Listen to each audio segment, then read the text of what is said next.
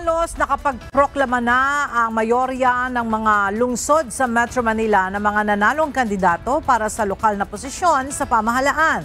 Sa Caloocan, muling uupo bilang alkalde ng lungsod si Mayor Along Malapitan at vice-alkalde na si Karina Te.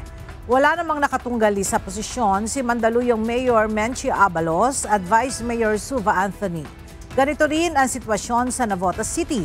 Kaya agad ding naproklama si Mayor John Ray Tiangco at Vice Mayor Cap Tito Sanchez. Wala ring nakalaban si Mayor Wes Gatchalian ng Valenzuela habang malaki naman ang lamang ng kanyang vice-alkalde na si Marlon Alejandrino sa katunggali nito.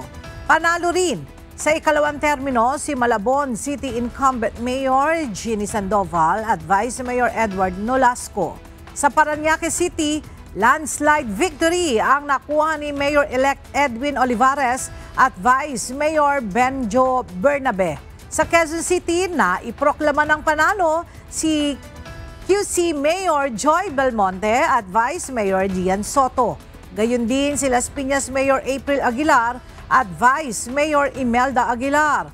Lamang na rin sa boto si Marikina Mayoral Candidate Maan Teodoro laban sa katunggali na si Representative Stella Kimbo at si Vice Mayor Del de Guzman.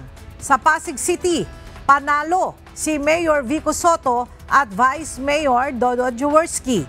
Overwhelming votes din ang nakuha ni Manila Mayor Isko Moreno Dumagoso at Vice Mayor Chi Atienza landslide.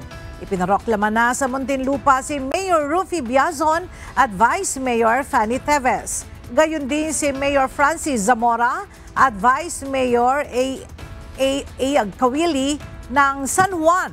Muli rin nakuha ni Pasay City incumbent Mayor Emmy Calixto Rubiano ang pwesto kasama si Vice Mayor Mark Calixto.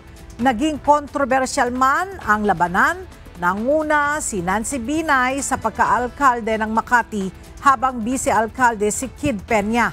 Sa Taguig, kapwa nanguna sa botohan si Mayor Lani Cayetano at Vice Mayor Arvin Ian Alit, habang ipinaroklama na rin na panalo si Mayor Gerald German o Herman at Vice Mayor Carlos Santos sa munisipalidad ng Pateros.